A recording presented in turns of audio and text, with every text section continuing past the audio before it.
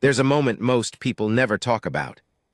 Not the big ones, not the wedding days or the hospital rooms or the funerals where everyone cries in the same direction. I'm talking about the quiet ones, the ones that happen on a Tuesday afternoon in a gas station parking lot, or at the edge of a bus shelter when the rain won't stop, and you've got exactly $1 left in your coat pocket, and someone is looking at you with eyes that have already given up. Most people walk past that moment. They check their phone, they remember they're late, they tell themselves someone else will help. But every once in a while, and I've seen this maybe twice in my entire life, someone doesn't walk past. Someone stops. Someone looks at the hunger or the fear or the quiet collapse happening right in front of them, and instead of calculating what they can afford, they just give. And then something strange happens. Because generosity, real generosity, the kind that costs you something, doesn't disappear into the air. It doesn't just make someone's afternoon a little easier. Sometimes it starts a chain of events so unexpected, so quietly enormous, that years later you're still standing in the rubble of the life you used to have, looking at the life you now live, trying to understand how a single dollar changed everything. This is Mara's story. I'm not going to tell you she was extraordinary. She wasn't, not yet. She was tired and behind on rent, and running out of reasons to believe the next week would be different from the last. She was ordinary in the specific way that breaks your heart when you look close enough. But she stopped. And what came after, I still don't have words for all of it. So I'll just start where she did. On a cold Thursday evening with $1 left and a stranger who looked like he was disappearing. Not because anyone asked me to. Not because I think my observations are particularly valuable or that history will one day be interested in the contents of a water-damaged spiral notebook that smells faintly of saddle leather and black coffee. I keep it because my grandfather kept one, and his grandfather before him, and somewhere along the line it became less of a habit and more of a reflex. The way some men crack their knuckles or some women twist their rings when they're thinking hard about something. My name is Cal Reeves. I've spent the better part of 40 years riding fence lines, working cattle, doing the kind of labor that makes you useful to a landscape and invisible to everyone else in it. I've seen storms come in off the high plains that turn the sky the color of a bruise, and I've seen droughts so deep the creek beds cracked open like old palms. I've seen cattle starve, and I've seen men starve, and I've watched both with the particular helplessness of someone who understands that nature does not negotiate. I was not, in any version of my life, supposed to be in the city. But here's what I've learned about plans. They don't survive contact with necessity. My sister had a surgery, the kind that costs money. The kind that costs more money than a working cattle operation in its third bad year has available, which meant I drove 12 hours east and found myself standing in the produce aisle of a grocery store trying to understand why anyone would pay $4 for a single avocado when I first noticed the woman. She wasn't doing anything remarkable. That's what I want to be clear about, because I've told this story a few times now, and people always imagine her as someone visually arresting, striking, or beautiful, or in visible distress, something cinematic. She was none of those things. She was maybe 32, maybe 35, with the kind of tired that doesn't wash off in the morning. Dark hair pulled back in a way that suggested she'd started the day with a plan and abandoned it around noon. A coat that was good enough to keep her warm but had seen too many winters to pretend otherwise. She was standing at the end of the checkout line with a basket that had 6 items in it, and she was counting something in her palm. I notice because I count things in my palm too when the numbers are bad. It's an old habit. Something about feeling the physical weight of coins and bills when the math is going wrong, like maybe the tactile reality of it will make the numbers more cooperative. It doesn't, but you do it anyway. She had a few coins, a crumpled bill or two, and an expression on her face that I recognized with my whole chest. It wasn't despair exactly. It was the face of someone doing arithmetic that keeps coming out wrong over and over, and deciding how far they can trim before they hit bone. I watched her put back the yogurt first, then the box of crackers. Then she stood very still for a moment, looking at what was left, a can of soup, a small block of cheese, a box of pasta, a single onion, and I turned away because watching someone make those decisions felt like reading their mail. I finished my own shopping. I bought the things on my list and I paid and I walked out. She was behind me in line and checked out quickly, and by the time I got to the parking lot she was ahead of me, moving toward the bus stop at the corner. It had started raining in that thin, miserable way that doesn't commit to actually being rain, but still manages to make everything cold and damp and defeated. That's where I saw him. The man was sitting on the half-wall beside the bus shelter. Not in the shelter, beside it, which struck me as strange because the shelter was mostly empty, and it wasn't raining hard enough to be a statement, just hard enough to be uncomfortable. He was older, maybe late 60s or early 70s, though I've learned that certain kinds of hard living can age a face a decade ahead of itself, so I wasn't certain. He wore a canvas jacket that had no business being anyone's only defense against an October evening, and he had one of those cloth grocery bags in his lap, the reusable kind that was empty and folded small, which for some reason made the whole image worse. He wasn't begging. That's the thing I keep coming back to when I think about it. He wasn't holding a sign or making eye contact with passers-by or doing any of the things that people who have been reduced to asking for help learn to do to make their need visible. He was just sitting there in the rain with an empty bag in his lap, looking at the middle distance with the particular stillness of someone who has decided that the next thing that happens will happen without their input. I've seen cattle do that. When they've been in the truck too long and they're exhausted and thirsty and confused, they go very still in a way that's distinct from contentment. It's not peaceful stillness. It's the stillness of something that has stopped expecting. I stopped walking, not because I made a decision, more like my feet made it for me and informed the rest of me afterward. The woman, Mara, though I didn't know her name then, had also stopped. She was standing a few feet from the old man, and she was looking at him with the same complicated expression that I imagine was on my own face.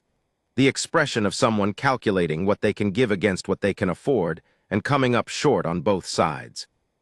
She opened her purse. I watched her look into it for a long moment. She pulled out her wallet and opened it. I was close enough, only about 10 feet away now, angled toward my truck in the lot, to see that there was a single bill in it. I couldn't tell the denomination from where I stood, but from the deliberate, almost ceremonial way she looked at it, and then looked at the man, and then looked at it again, I understood that it wasn't one of several. It was the one. She stood there for a moment that felt much longer than it was. The rain ticked against the bus shelter roof. A car went past with its radio on, something with a bass line, and then the sound faded. The old man hadn't moved, hadn't looked at her. He was still looking at the middle distance, that patient, terrible stillness. Mara folded the bill into her palm. She walked over to him. She didn't make a production of it, no extended hand from a distance, no waiting for eye contact. She just sat down beside him on the half wall, which surprised me more than anything else she could have done, and she said something that I couldn't hear. He turned his head. He looked at her. And she pressed the bill into his hand. He looked down at it, then up at her. His expression did something complicated that I couldn't fully read from where I was standing, and she said something else, 2 or 3 words. Her face turned toward him, and then she stood up and walked to the bus stop proper and stood with her grocery bag and her too thin coat and waited for a bus in the rain. That should have been the end of the story. Ordinary human decency. Woman gives what she has to someone who needs it more. Bus comes. Everyone goes home. The world is slightly warmer in one small corner for about 45 seconds and then returns to its baseline temperature.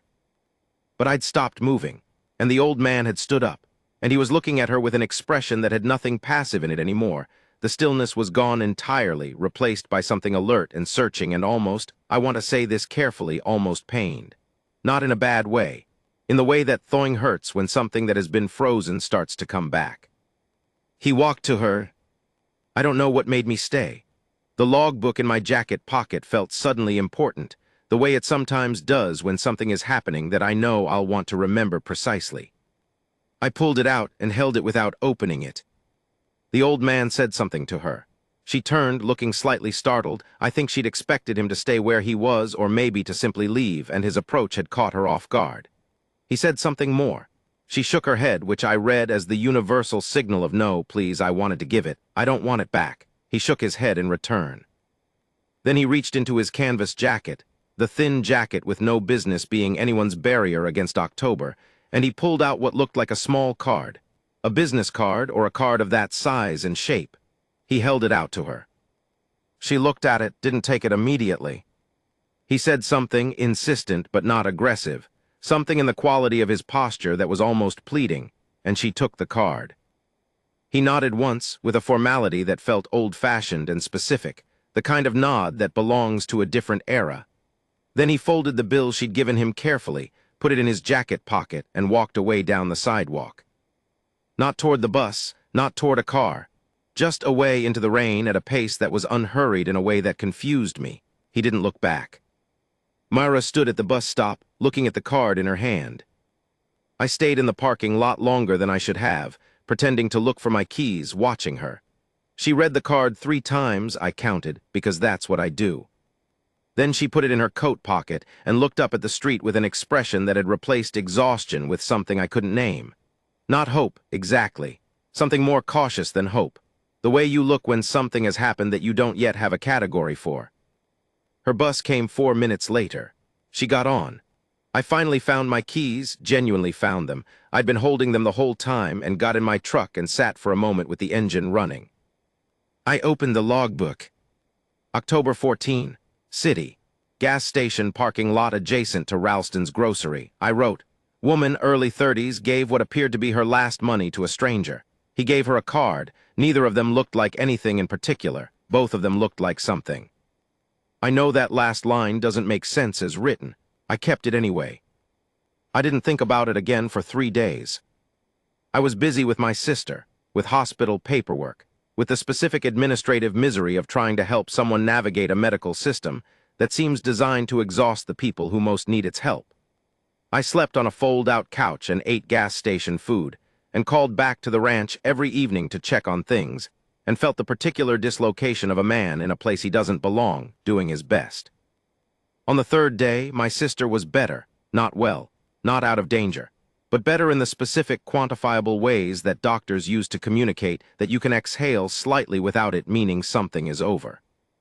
I had a few hours in the afternoon with nothing urgent in them, and I walked. I've always walked when I need to think, though usually the walking is on actual land with actual distance rather than city blocks where I have to stop every 40 feet for a traffic light.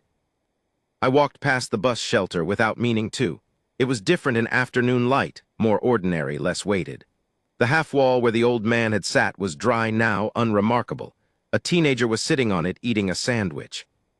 I kept walking, but something had started, something that nagging logbook part of my brain does when it decides a story isn't finished. I kept turning the image over, the way he hadn't been begging, the way she'd sat beside him instead of standing over him. The card, the nod. I'm not a man who usually pries into things that don't concern him. I was raised with a strong sense of the line between curious and intrusive, and I generally stay on the right side of it. But I also know that the stories I've ignored over the years, the ones I told myself weren't my business, have a way of following me. Of showing up in the logbook as entries that trail off incomplete, with little asterisks that mean you should have stayed a little longer. Mara Vasquez. That's how she introduced herself when I found her. And I want to be precise about what I mean by found, because it sounds more deliberate than it was. I was in a diner 2 blocks from the hospital, my diner for the week, the one where they brought coffee without being asked, and didn't look at you sideways for nursing a single cup for an hour. And she walked in and sat 3 stools down at the counter and ordered black coffee and took out a piece of paper that she studied with the expression of someone trying to decode something. I recognized her immediately, the coat, the hair, the particular quality of concentrated tiredness in the way she held herself. I did not immediately speak to her. That's important to record honestly. I sat with my own coffee and my logbook, and I thought about whether saying anything was the right call, and I concluded that it probably wasn't. And then she caught me looking not rudely, just the reflex glance that happens when you feel someone's attention. And I did the only honest thing available to me, which was to say, I saw you at the bus stop a few days ago. She looked at me without alarm, careful, assessing, but not frightened. The kind of look a woman develops when she's spent years accurately reading whether a stranger's interest is safe. The man with the bag, she said. That's right. She looked at me for another moment, then she looked at her coffee. I don't know what to make of it, she said, not really to me, more to the coffee. The card. What did the card say? She glanced up, decided something. It had a name and an address, nothing else. No phone number, no job title, no email, just a name and an address. She paused. And on the back in handwriting it said, when you're ready, come find me. I owe you more than you know. I wrote that down in the logbook. I didn't ask her permission, I just did it, and she watched me do it without protest.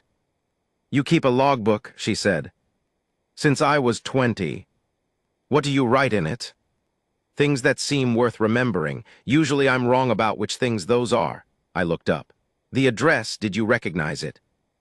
No, she pulled the card out of her pocket and set it on the counter between us. I looked at it without picking it up. It was a heavy card, cream-colored, the kind that costs more per 100 than a day's worth of groceries. The name on it was Thomas Calloway. Below the name, an address about 40 minutes outside the city. Are you going to go? I asked. She wrapped both hands around her coffee cup. I don't know, I gave him $1, that's all. It wasn't even a particularly generous impulse, to be honest.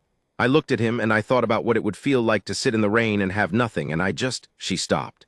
I had $1, that's all that means. It means you gave it, I said. She looked at me with an expression that suggested she wasn't sure whether I was being profound or obvious. And to be fair, I wasn't entirely sure either. I can't afford to go chasing addresses, she said. I'm 3 weeks behind on rent. I work 2 jobs, one of which barely qualifies as one. I gave away my last $1 on a Thursday, and by Friday I had to borrow bus fare from my neighbor, which she gave me without making it weird, which was its own kind of generosity. She said this without self-pity, flatly, accurately, the way you describe weather. I don't have time for mysteries. No, I agreed. We sat quietly for a moment. The diner moved around us, plates and conversation, and the radio above the kitchen window playing something country that neither of us commented on. Why did you sit down next to him? I asked. She looked at the card. I don't know, it felt wrong to stand over him. Like when someone is already that low and you're standing and they're sitting, that gap is the whole story, isn't it? It makes the help into something else, something you're doing to someone instead of with them. She shook her head. I don't know if that makes sense. It makes sense, I said, and I wrote it down. She stayed for another half hour. We didn't talk the whole time. There were stretches of comfortable quiet that I appreciated, being a man who has spent most of his life with cattle and fence lines, and very little requirement for continuous conversation. But the things she did say landed in the logbook with the particular weight of things that are true. She told me about her mother, who was sick in the way that means she would get better, but the getting better was expensive and slow. She told me about the second job, evening shifts at a commercial laundry, folding sheets for hotels, which she described as meditative except for the wrists. She told me she used to paint. In the specific past tense, that means she'd given it up not by choice, but by the slow arithmetic of time and exhaustion. She didn't tell me she was afraid. She didn't have to. When she left, she took the card with her. I finished my coffee and sat for a while longer and wrote. She gave him the $1 because the gap between standing and sitting bothered her. She understood something about the geometry of giving that most people miss their whole lives. I put the logbook away. I thought, she's not going to go, she's too practical, too tired, too firmly anchored in the real mathematics of her own survival. I was wrong about that. The call came 8 days later. I was back at the ranch by then, my sister stable enough, the paperwork filed, the long drive home completed in the gray early morning of a day that couldn't decide if it was autumn or winter. I'd been up since 4 doing the things a cattle operation requires, and I was eating lunch standing at the kitchen counter when my phone rang with a number I didn't recognize. Mr. Reeves, the voice was careful, a little uncertain. Speaking. This is Mara Vasquez. You gave me your card at the diner. I had done that. I don't always, it's not a habit. But something about the conversation had felt like it might want a sequel, and I'd torn a corner of a logbook page and written my name and number on it the old-fashioned way, the way that says I mean it without making it strange. I remember, I said. I went, she said. A pause, I waited. I went to the address on the card. The wind outside had come up, a big clean sweep off the northern pasture, the kind that smells like it's come a long way. I moved to the window. What was there? I asked. Another pause, longer. That's the thing I wanted to tell someone, she said, and her voice had something in it that I can only describe as the sound of a person standing at the edge of something vast and trying to find appropriate language for the altitude. I don't know how to explain it without sounding like I've lost my mind. Take your time, I said. I got out the logbook, found a clean page. I wrote the date at the top and the time and Mara Vasquez calling from the city, and I wrote she went, and then I waited. She took a breath, and she started talking. She'd gone on a Saturday, she said, because she had Saturdays off from both jobs, the weekend shift at the laundry having been filled by someone else who needed the hours. And because a Saturday felt less precious than an evening and more expendable than a morning. And because she'd been lying awake for 8 nights thinking about that card and the look on the old man's face when she'd sat down beside him. She'd taken 2 buses. The address was a neighborhood she didn't know. Not the good part of anywhere, but not the bad part either. The in-between geography of a city that doesn't have a name for itself. Just streets and houses and the particular texture of lives being lived quietly. The house was ordinary.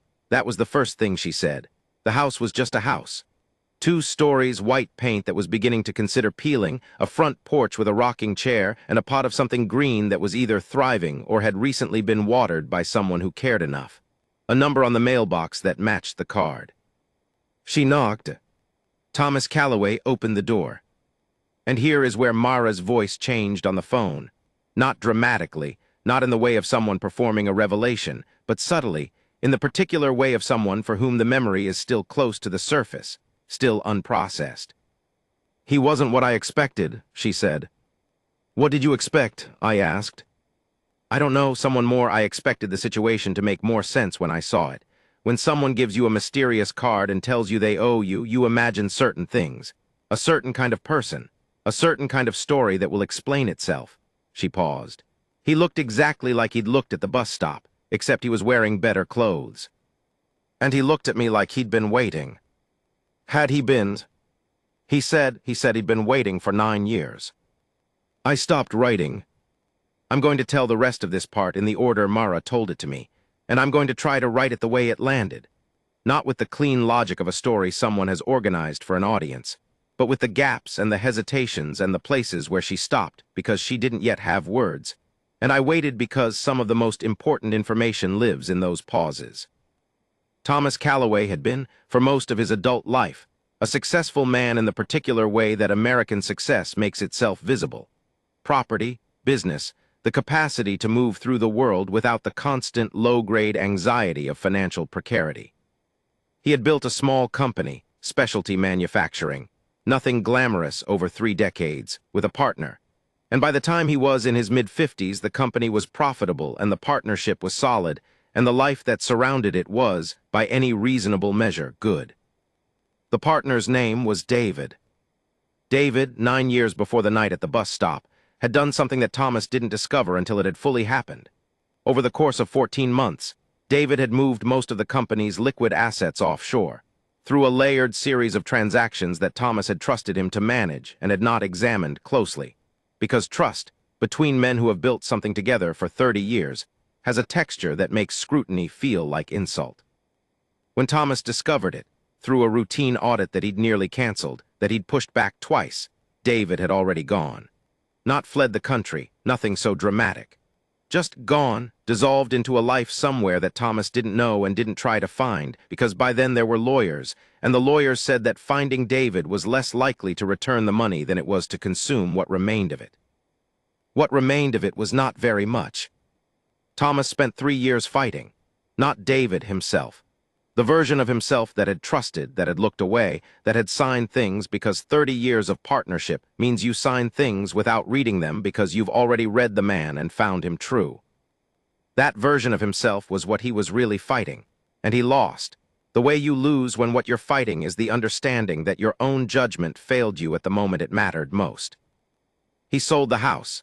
The good house, the one he'd lived in for 22 years, where his children had grown up, where his wife had planted the garden that she tended until she couldn't anymore. He sold it and moved into the smaller one, the one with the peeling paint and the rocking chair, and he tried to rebuild. It didn't go well. Not catastrophically, not addiction or complete dissolution. None of the dramatic collapses that make a story easy to categorize. Just the slow erosion of a man who is past 60 and trying to restart and running into the particular wall that age builds around second chances. The doors he knocked on that didn't open. The projects that almost happened and then didn't. The morning he found himself sitting at a kitchen table looking at a bank balance that had crossed from uncomfortable into something more final, and not being able to feel afraid of it, which frightened him more than the number itself. The evening at the bus stop. That evening, Myra's evening, Thomas had walked 4 miles to the grocery store because the bus route didn't run where he needed to go, and his car had been unregistered for 6 weeks, and he had gone to buy food, and discovered at the register that his card had been declined by $11. He had put back what he could and paid for the rest, and walked out with a bag of items that would last him 3 days if he was careful, and sat on the wall outside the bus shelter, because he was tired from the walk and his knee had been bad for months, and he needed to rest before he could walk back. He hadn't expected anyone to stop. He'd specifically made peace, he told Mara, with the idea that no one would. He'd had that argument with himself on the walk there, the argument where you tell yourself that self-sufficiency is a value and asking for help is a defeat, and you are 63 years old, and you built something with your hands, and you will not sit outside a grocery store with your hand out. He had won that argument, which meant he'd lost it, which meant he sat on the wall and looked at the middle distance and told himself that tomorrow was a different set of numbers. And then she'd sat down beside him. Not stood over him, beside. He told her this is the part that made Myra's voice go quiet on the phone, that when she sat down beside him, something in him that had been locked for 9 years moved. Not broke, not dissolved dramatically. Moved. The way something deep underground shifts, subtle and massive, imperceptible on the surface but changing the whole geography below.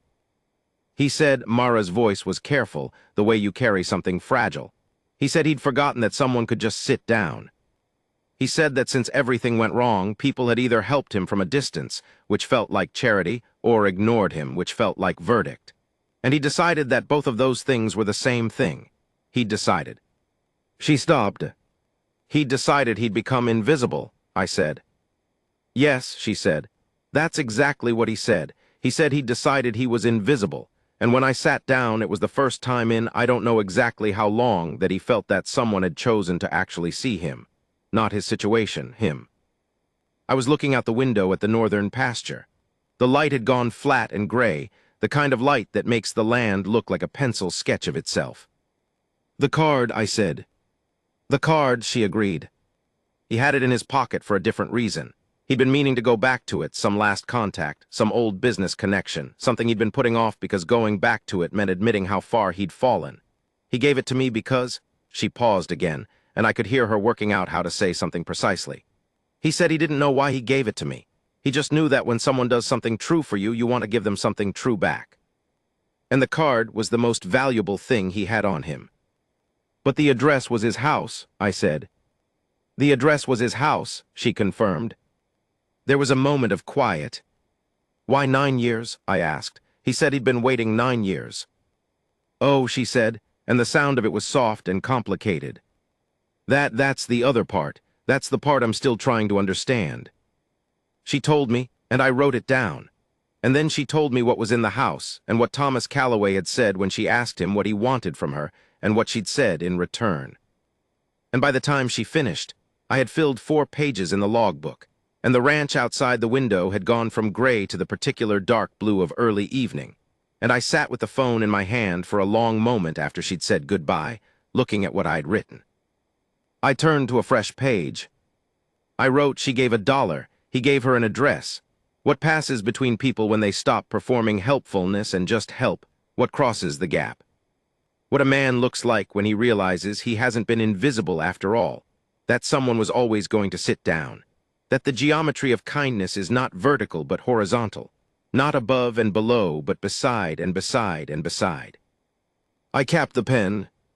Outside, the cattle were moving against the fence in the wind, and the stars were beginning, and the logbook felt heavier than 4 pages should. I'm going to close this part here, not because the story is finished. It isn't, not even close, but because some things need a seam before they can continue. A place to breathe. A moment where the reader, like me, can sit back and hold what's been given before reaching for what comes next. Mara Vasquez, with 3 weeks of late rent and 2 jobs and the memory of painting left somewhere behind her, had knocked on a stranger's door. Thomas Calloway, with 9 years of invisible accumulation and a card he'd been carrying for reasons he couldn't fully name, had opened it. And what happened in that house? What he showed her, what he said. The thing he'd been holding for 9 years, waiting for someone with the specific quality of kindness that would make him believe it was worth anything.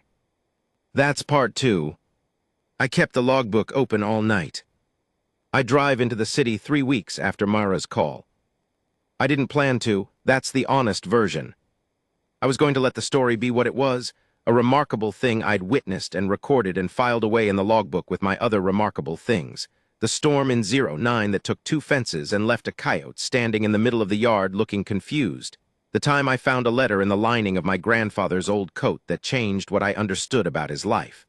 Things that happen, things you carry. I wasn't planning to go back. But my sister needed me to sign some paperwork that apparently couldn't be scanned, mailed, or handled in any of the 22 other ways that make physical presence unnecessary. And so I drove the 12 hours again with my logbook on the passenger seat, and the particular low hum of a man returning somewhere he didn't mean to return. I contacted Mara because it seemed right to tell her I was coming, not to arrange anything, just because she'd trusted me with something, and people who trust you deserve the courtesy of knowing your location. She called back within the hour and said, "Can I take you to meet him?" The house with the peeling paint was different in daylight. Smaller. The rocking chair had a cushion now, green, new-looking, slightly too bright against the weathered wood, the kind of addition someone makes when they're paying attention to small things again. Thomas Calloway opened the door before we knocked. He was taller than I'd expected. The memory of him on the wall at the bus stop was of a man making himself compact, and in person, upright in his own doorway, he had a presence that the earlier image hadn't prepared me for. Late 60s, I'd guessed right. White hair close-cropped, hands that had spent decades building things, eyes that were light gray and very direct. He looked at Mara first, with an expression that was simple and uncomplicated and full, the look of someone who is glad a person came back. Then he looked at me. "Cal Reeves," Mara said. "He saw us at the bus stop. He keeps a logbook." Thomas looked at me with the particular attention of someone assessing what kind of man keeps a logbook, what that habit says about a person, and whether the answer is one he trusts. Whatever he decided, he stepped back and said, "Come in." The inside of the house was 2 things at once. It was modest in the way that the outside had prepared me for smaller than comfortable, the furniture of a man who had kept what was useful and let go of the rest. A couch, a table, a kitchen visible through a door frame, clean but spare. On the wall near the window, a photograph of 2 children at what looked like a beach, maybe 15 years old. They were laughing at something beyond the frame. But along the far wall, and this is where the 2 things became one thing, the modest and the other, along the far wall were shelves. Floor to ceiling, every shelf full. Not books, not trophies or memorabilia, none of the artifacts a man collects to tell visitors who he's been. Documents, folders, binders labeled in a handwriting I could read from across the room as careful and systematic. Rolled papers that might have been architectural plans or maps. File boxes stacked neatly. A drafting table in the corner, unfolded but clear, with a lamp clamped to its edge that looked like it had been used recently. I stopped in the doorway to the living room. "My life's work," Thomas said. He said it without drama, the way you say the kitchen or the backyard. "Sit down, I'll make coffee." Mara sat on the couch. She looked at me with an expression that confirmed she'd seen this before, and it still undid her. I sat in the chair beside the couch and faced the shelves and tried to read the labels on the folders nearest me. They were organized by year, but also by something else. A second label system on the spines, letters and numbers in a sequence I couldn't parse from across the room. Thomas came back with 2 mugs of coffee and a glass of water, and set them on the table, and lowered himself into the chair across from us with the deliberate care of a man whose knee is reliable but not trustworthy. "Mara tells me you're a cattle rancher," he said to me. 40 years, I said. "Then you understand long projects," he said. "Things that take more than 1 season to show whether they worked." "Yes," I said. He looked at the shelves. "I built things most of my life," he said. "Physical things mostly, specialized parts, manufacturing, nothing romantic, I always told people, but necessary. The kind of thing that makes other things work." He paused. "When the business ended, when David took what he took, I thought for a long time that the building was over, that what was left of my life was maintenance, keeping myself running, keeping the lights on, managing downward." He looked at the drafting table. And then about 6 months after I moved into this house, I started working on something that had been in the back of my mind for decades. Something I'd never had time for when there was money and business and all the things that claim your attention when they're going well. "What is it?" I asked.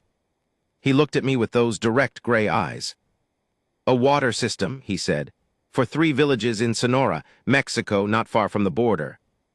Places I went as a young man in my early 20s, before the business, before everything. I spent a month there working with a church group. I'm not religious, wasn't then either. I just needed to go somewhere that wasn't here and do something that wasn't about me." He paused. "There was no clean water. There wasn't then, and I looked it up 3 years ago, and there still isn't. Not reliably. Children get sick. Every wet season there are problems. Every dry season there are worse ones." The room was very quiet. "I'm an engineer," he said. "Or I built physical systems that made things work. And for 40 years, I told myself I'd do something about it when I had the time. Which is what you tell yourself when you mean you'll do it when you have the inclination.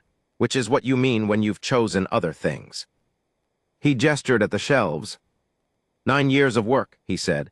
3 complete system designs, cost analyses, permit research, contact lists, engineers who said they'd help, a materials supplier in Hermosillo who gave me a quote that holds for another 8 months, letters from the local officials in each village expressing formal interest."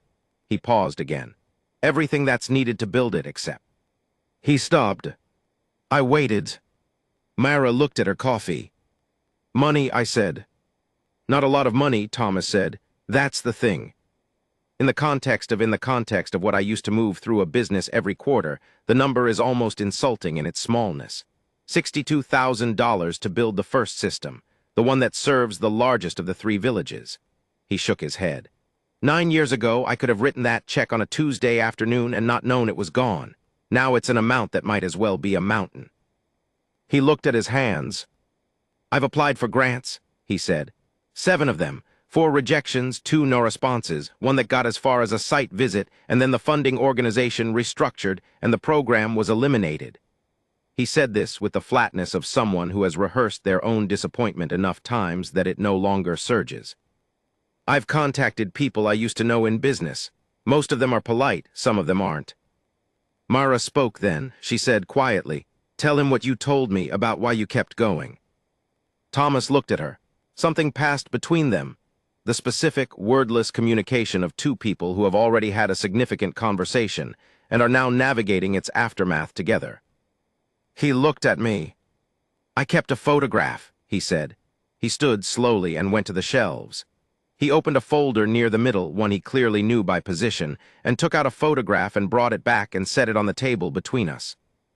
It was old, printed on the slightly waxy paper of an older developing process, colors shifted toward the warm. A village street in dry light. In the foreground, a girl maybe 8 years old was standing at the edge of what was clearly a water pump of some kind, old and rusted, and she had a plastic jug held up to the spout. The jug was filling. She was looking not at the camera but at the water coming out of the spout, and her expression was one of those expressions you see on children that adults have usually learned to hide. Pure, uncomplicated gratitude. Not happiness, not excitement. Gratitude. The specific look of someone receiving something they'd been afraid they might not get. Her name was Luciana, Thomas said. She would have been in her mid-30s now. He paused. That pump broke 6 months after I left. The well it drew from ran dry 2 years later. I looked at the photograph for a long time. "You've been building this," I said, "for 9 years, while losing everything else." "It kept me going," he said simply. "When you've lost your occupation and most of your self-respect and the geography of your ordinary life, it helps enormously to have something you're doing that isn't about you." He sat back down. The evening at the bus stop, I'd been to a meeting that afternoon.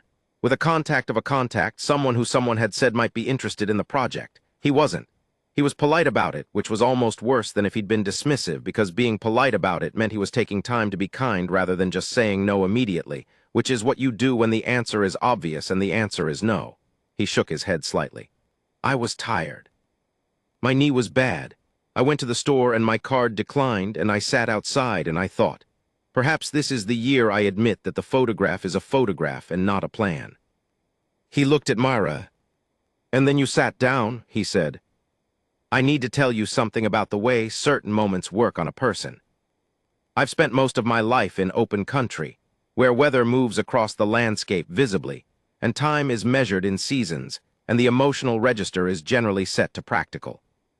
I'm not a man who cries easily or speaks about being moved, and I'm recording this in the logbook as honestly as I can, which means I have to record that sitting in that small room with the shelves of 9 years' work and the photograph of Luciana and the old engineer telling his story. I felt something I don't have a precise name for. It wasn't sadness.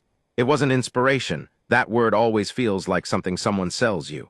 It was closer to the feeling you get when you've been looking at a landscape so long that you've stopped seeing it, and then the light changes, and suddenly you see all of it at once.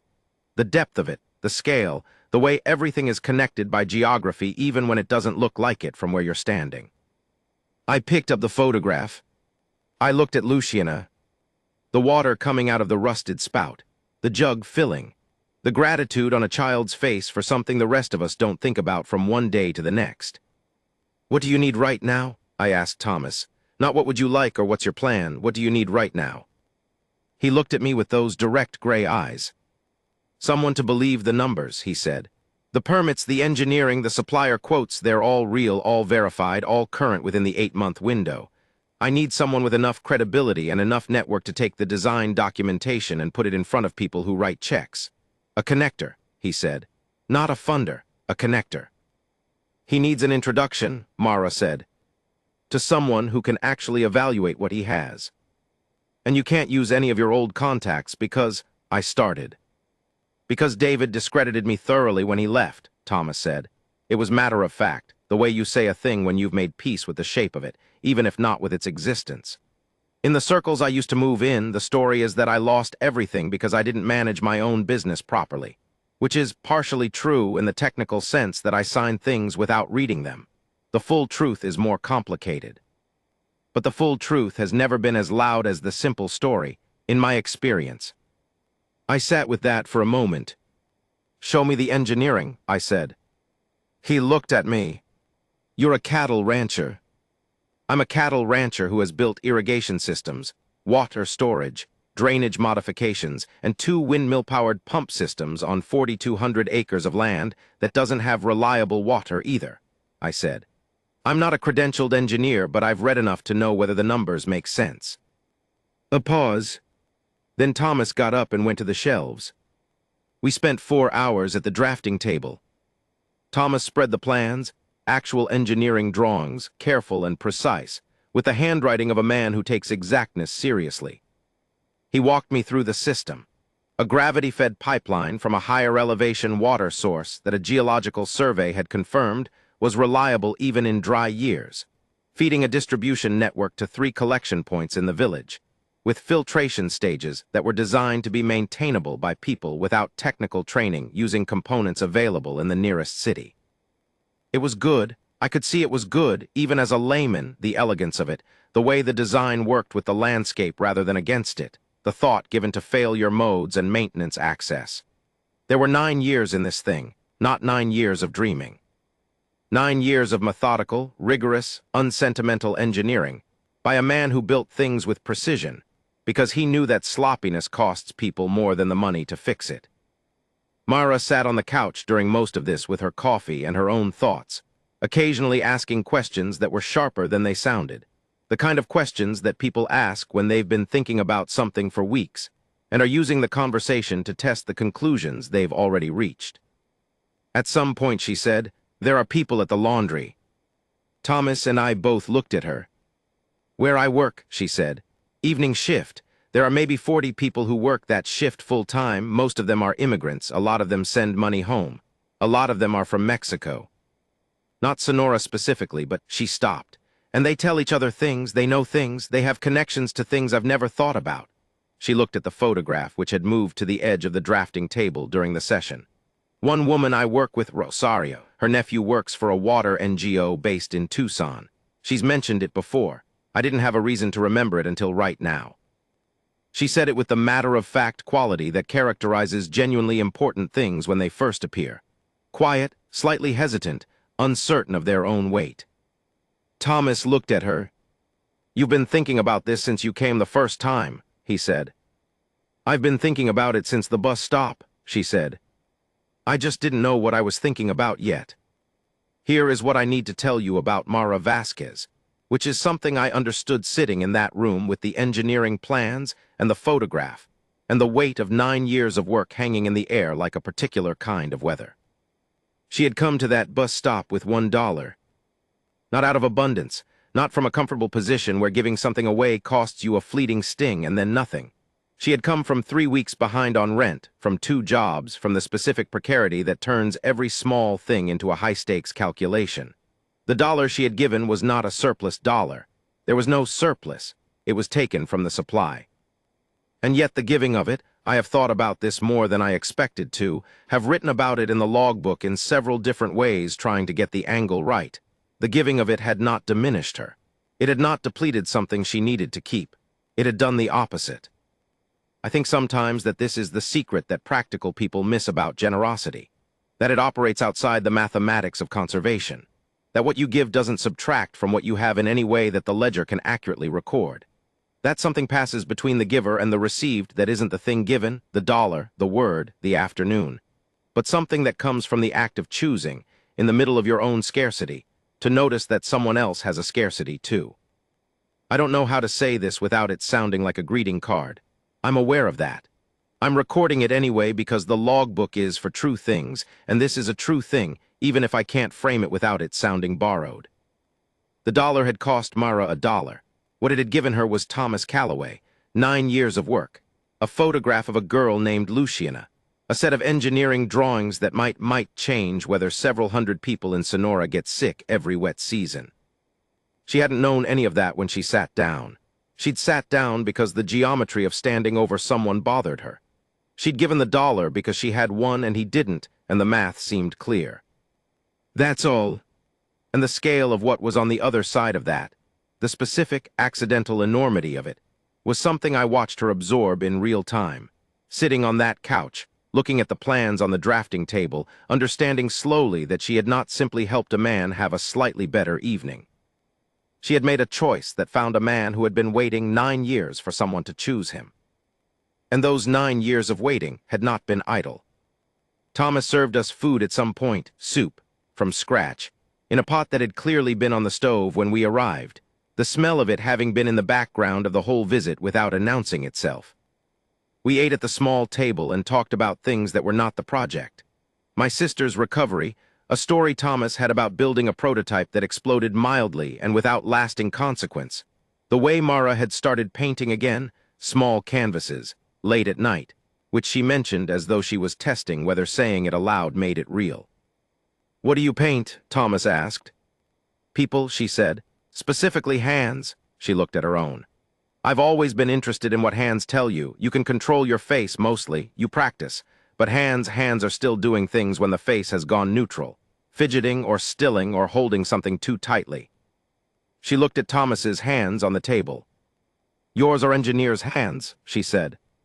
"But there's something else too, patience, I think, the way they're resting." Thomas looked at them. "You can see that." 9 years of work without giving up," she said. "That has to show up somewhere." He was quiet for a moment. "Show up," he said softly. "That's an interesting way to put it." "Am I wronged?" "No," he said. "You're no." I wrote that exchange in the logbook later, by memory, and I tried to get the exact rhythm of it because the rhythm mattered. The careful quality of what she said, the even more careful quality of his response. Two people who had been invisible to each other 3 weeks ago, now speaking with the particular precision of people who have begun to understand that they're part of the same thing. We left when the light outside had gone the color of old copper, that specific hour of early evening that always makes me think of things ending and beginning in the same moment. Thomas walked us to the door. On the porch, with the rocking chair and the green plant that was definitely thriving, he shook my hand with the engineer's grip, firm but not performing firmness, and he shook Mara's hand, and then did something that surprised me. He held on for an extra moment, not tightly, just held on. "You're coming back," he said to her. It wasn't a question. "To help with Rosario," she said, "and anything else that, yes, I'm coming back." He nodded, the formal nod, the one that belongs to another era. "Good," he said. As we walked down the path to the street, I heard him behind us. "The cushion on the chair," he said. We turned. He was looking at the rocking chair. "I bought it last week," he said. "I hadn't done anything to the porch in 9 years. I don't know exactly why I did it last week." He paused. "Perhaps I suspected someone was coming." Myra looked at him for a moment. She said, "9 years is a long time to keep a chair uncomfortable." He laughed a real laugh, surprised out of him, short but genuine. It changed his whole face. We walked to the bus stop. I took my truck, Myra took the bus. I drove 12 hours home through the night and got back before dawn and went out and checked the cattle and walked the fence line in the early gray light and thought about 9 years and gravity-fed pipelines and a girl named Luciana with a jug at a rusted pump. I took out the logbook. I opened it to a clean page. I wrote, "This is what it looks like when a person's best work meets a person's best impulse. Not the brilliant meeting the brilliant, not the powerful meeting the powerful. Just two people finding each other in the specific intersection where need and care and time all happen to overlap. Myra doesn't know yet what she's going to do. Thomas doesn't know yet if the 8-month window on the supplier quote is going to matter. But something has started that wasn't started before. And it started because a woman with $1 sat down beside a man on a wall instead of standing over him." I put the pen down. I sat with the logbook in my lap and the ranch around me coming into its morning sounds. Cattle moving, birds beginning, the particular creak of the old house settling into the day. And I felt something I don't often feel, which is the sense that the story I'm inside of is not finished. 7 months is a long time to watch something grow from a distance. I was aware of that, keeping up with Mara's occasional messages and the updates she sometimes sent as photographs.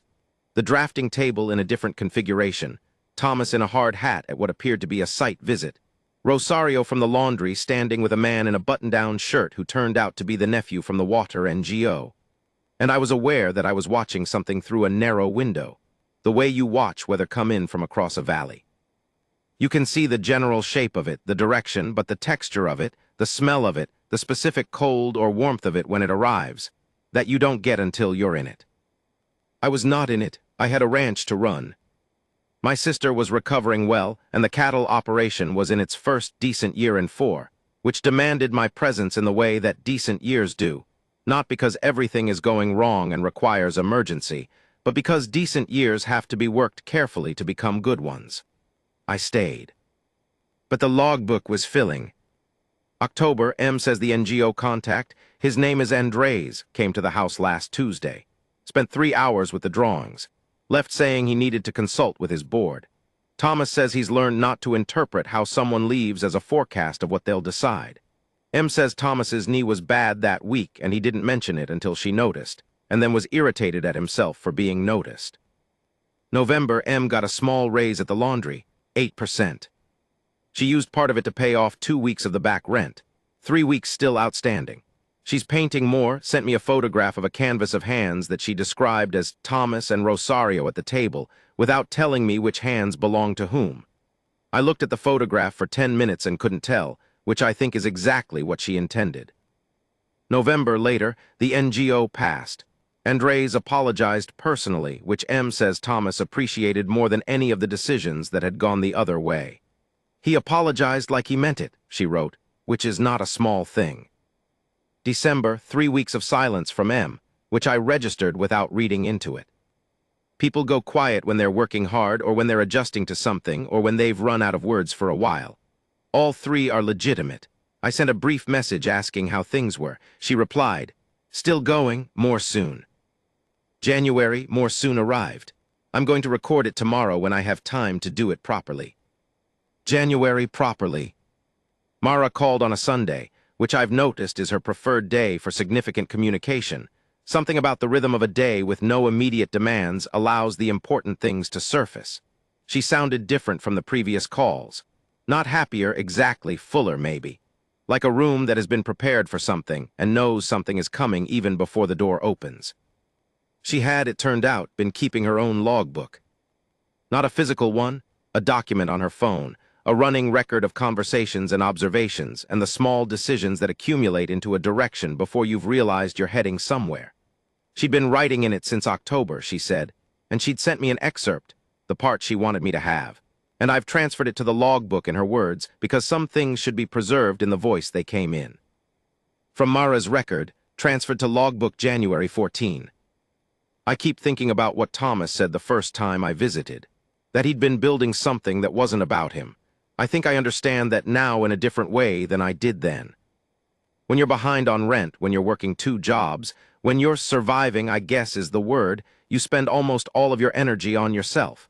Not because you're selfish, because the arithmetic of your situation demands it. Every calorie of attention goes to maintenance. There's nothing left over for anything that isn't about keeping you going. Giving Thomas that $1 wasn't a calculation. It was a moment when the arithmetic ran out and something else happened.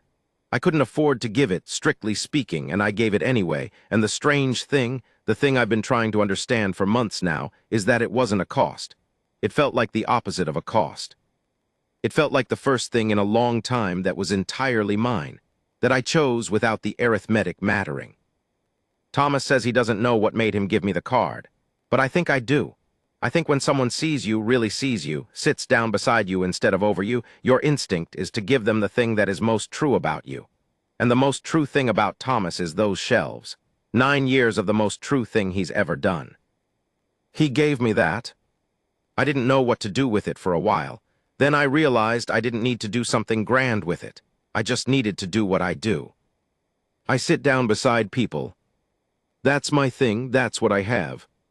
So I sat down beside Thomas, and together we sat down beside Rosario, and Rosario sat us down beside Andres, and Andres, even though his board said no, connected us to someone his board knows, a woman named Frances Whitmore who runs a small private foundation that funds infrastructure in underserved border communities. Frances is 71 years old and has a handshake that belongs to a different era, and she met Thomas for 40 minutes and then called me separately and said, "The engineering is extraordinary. The gap is credibility. The man has a history." I said, "The history is documented. I can send you the documentation." She said, "What documentation?" I said, "Mine." Here I need to explain what Mara meant by mine, because this is the part of the story that I would have missed entirely if I'd stayed at the ranch and let it be a story that happened elsewhere to other people. This is the part that the logbook couldn't capture through second-hand reports. Myra had spent the months since October writing. Not painting, though she was painting too. Writing.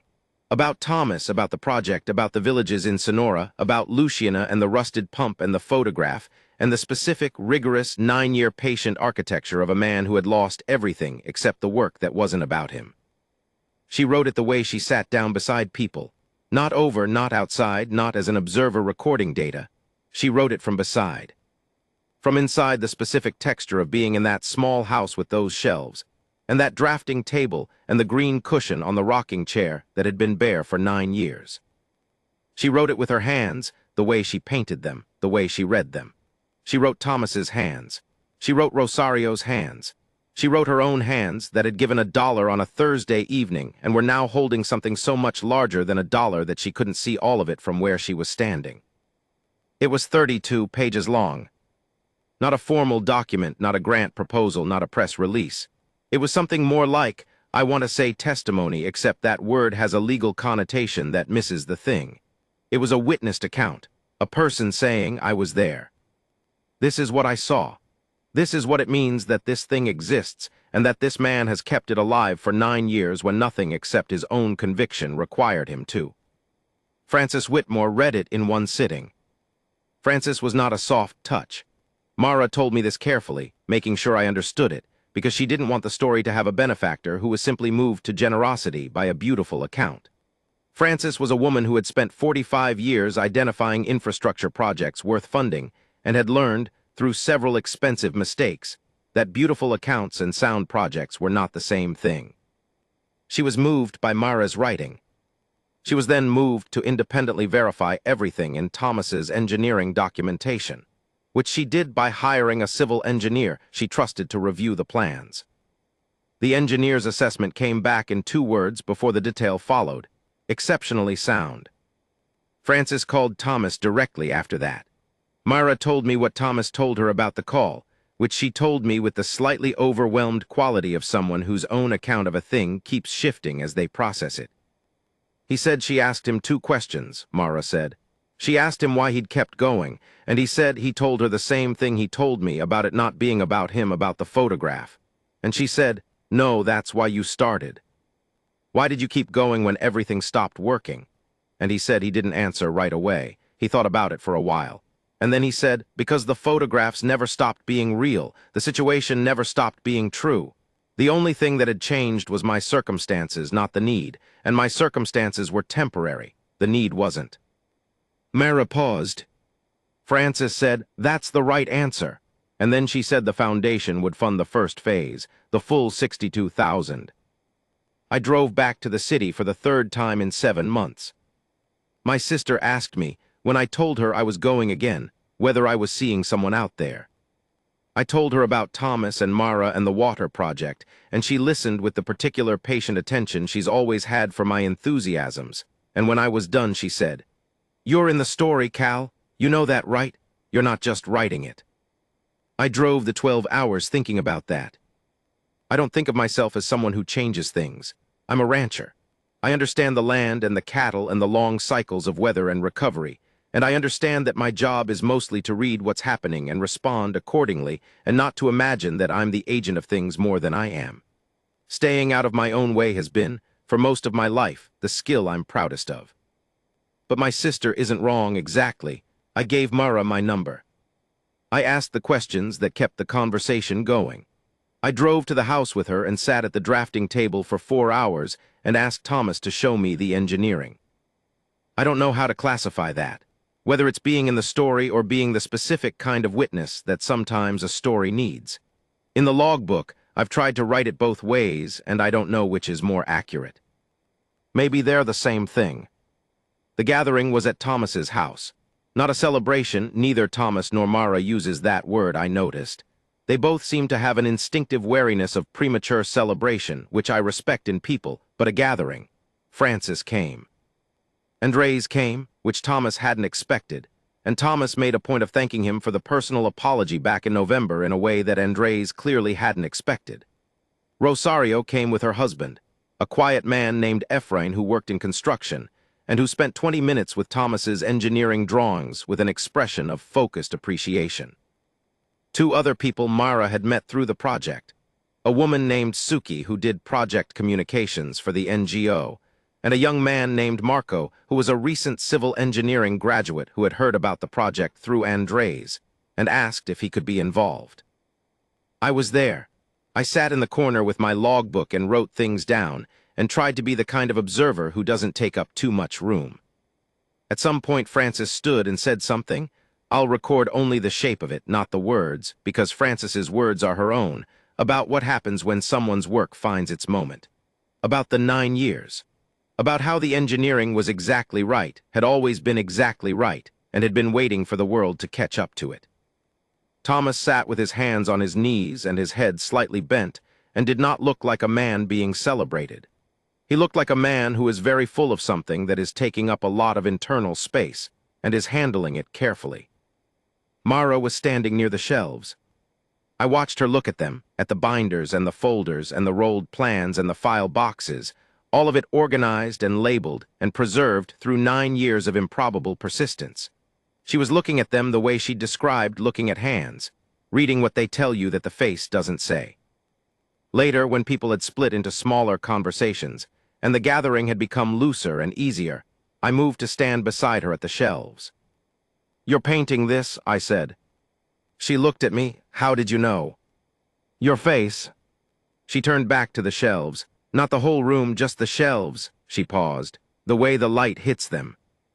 In the afternoon, when I visited the first time, the late afternoon light came in that window and hit the edges of the folders, and it looked like—" She stopped. "I've been trying to find the right word. It looked like evidence, like testimony. The way physical things accumulate into proof that someone was here, that someone kept going, that keeping going looks like this, quiet and organized and patient and mostly invisible." I wrote that down. She watched me do it without commenting.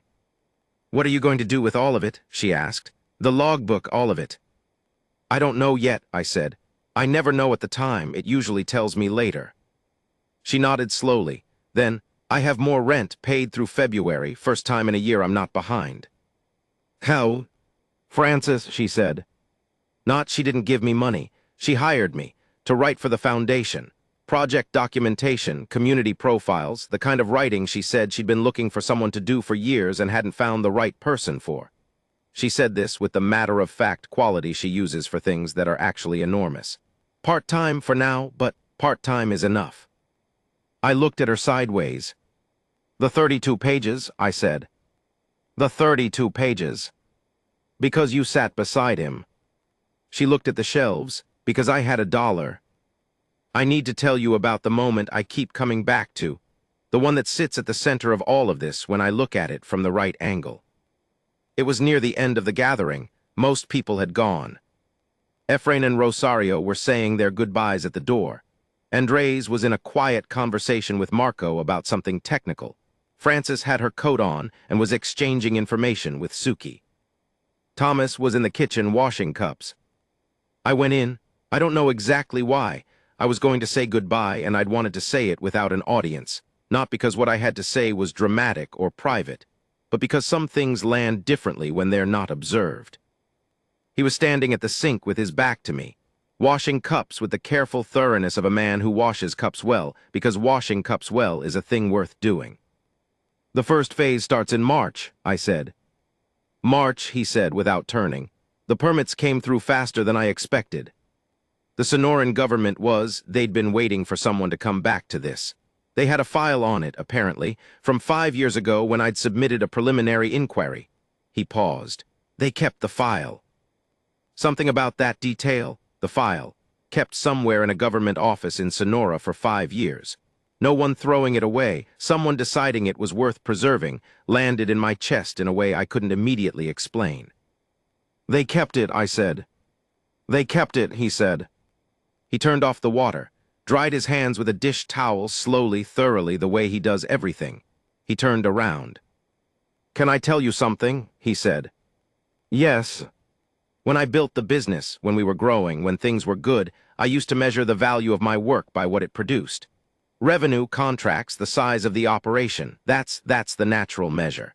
The thing you can point to and say, this is what I built. He looked at the dish towel in his hands. What I built in that company is gone, he said. David took most of it and the rest is dissolved into history. If you looked at my professional life on paper, the summary is loss, failure, a man who trusted the wrong person and paid for it. He paused. But these shelves, what I built in here in this house, with no money and no staff and nothing except time and the conviction that the need was still real, that doesn't belong to the loss. That belongs to, I don't know who it belongs to. Not to me exactly. He looked at me. It belongs to Luciana, I said. He was quiet for a long moment. Yes, he said finally. Yes, that's what I mean. I drove home the next morning. 12 hours through landscape that moved from dense and urban through the gradual unwinding of the Midland, until the plains opened up the way they do, sudden and enormous. The sky becoming the main story, and the land becoming the ground it's told against. I have this drive memorized in the way you memorize things that carry you between your different lives. The truck stop where the coffee is reliably bad, the stretch of highway where the radio finds nothing, the ridge where you crest, and for one moment you can see for what feels like 30 miles in every direction. I pulled over at the ridge. I sat for a while with the engine off. I took out the logbook and turned to the last written page. The most recent entry was from the gathering, the night before, Thomas washing cups, the file they kept in Sonora for 5 years. I looked at it for a while, then I turned to a fresh page. I sat for a long time with the pen in my hand. There are things I know how to say about this story, and things I don't. The gap between them is where the real meaning lies, I think, the way the most important water is often underground, invisible, the thing the whole landscape above depends on without knowing it's there. I know how to say. A woman with $1 changed the course of a man's 9 years of work by sitting down beside him instead of standing over him. I know how to say. What passes between people when they genuinely see each other operates outside the mathematics of conservation. The dollar that cost Mara $1 produced, by some alchemy I can't fully account for, 32 pages of writing and a contact, and a foundation and $62,000, and an engineering project that will bring clean water to several hundred people in Sonora, Mexico. The arithmetic doesn't work. The arithmetic never works when the currency is something more than money. I know how to say. Thomas Calloway kept building for 9 years because the need was real and his circumstances were temporary, and the patience of that, the specific, unrewarded, invisible patience of continuing to do the work when no one is watching and the work isn't returning anything, is a kind of faith that I have no other word for. I know how to say, Mara Vasquez discovered what she was for, which is a thing most people never fully find. She's for sitting beside. She's for the 32 pages. She's for reading hands and finding in them what the face has learned to hide. What I don't know how to say is the part about why all of it happened. Why her, why him, why that particular Thursday evening at that particular bus stop, why she didn't walk past, why he gave her the card, why the specific quality of sitting beside instead of standing over was the thing that unlocked 9 years of stillness, why the photograph of a girl named Luciana taken in the 1980s at a rusted water pump in Sonora was the thing that kept a man building in the dark. I don't know how to say that without it sounding like I'm reaching for something convenient and cosmic, some narrative gravity that arranges the pieces into a lesson. I don't believe in lessons, not the tidy kind.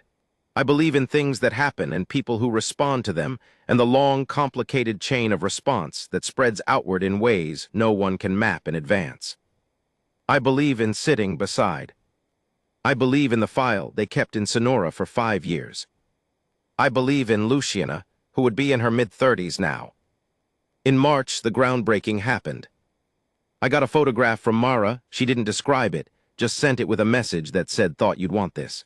3 photographs, actually. The first was Thomas and Marco and 2 men I didn't recognize standing beside earthworks, the early excavation for the first section of pipeline. Thomas was in a hard hat that was slightly too large for him, and he was looking at the ground with an expression I couldn't name but recognized. The expression of a person seeing something that has been in their mind for 9 years become physical, become dirt and stakes, and the promise of actual water. The second photograph was Rosario, standing with a group of women I didn't recognize, community members from the village. Mara told me later. They were in front of a construction equipment trailer, and Rosario was laughing at something, her hands in the air. The third photograph was the view from a ridge above the village. The landscape of Sonora in early spring, dry and amber and beautiful in the specific way of places that have been made by their own scarcity. In the middle distance, the village. And running from the higher ground toward it, just barely visible, the first survey stakes of the pipeline route. I looked at that photograph for a long time. Then I took out the logbook. Final entry, this sequence. March, Sonora has started.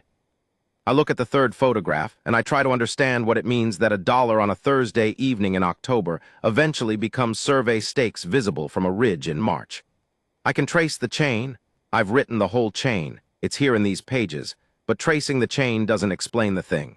It just shows you the links. The explanation lives in the places the chain doesn't reach. In whatever it is in Mara that made her sit down, in whatever it is in Thomas that made him keep building when building returned nothing, in the file that someone in Sonora decided not to throw away. My sister asked me if I'm in the story. I think I'm the person who wrote the story down. Whether that's the same thing, I'm still not sure. Mara sent me a note last week. She said she started on the Sonora community profiles for the foundation, the documentation that will accompany the project through its phases.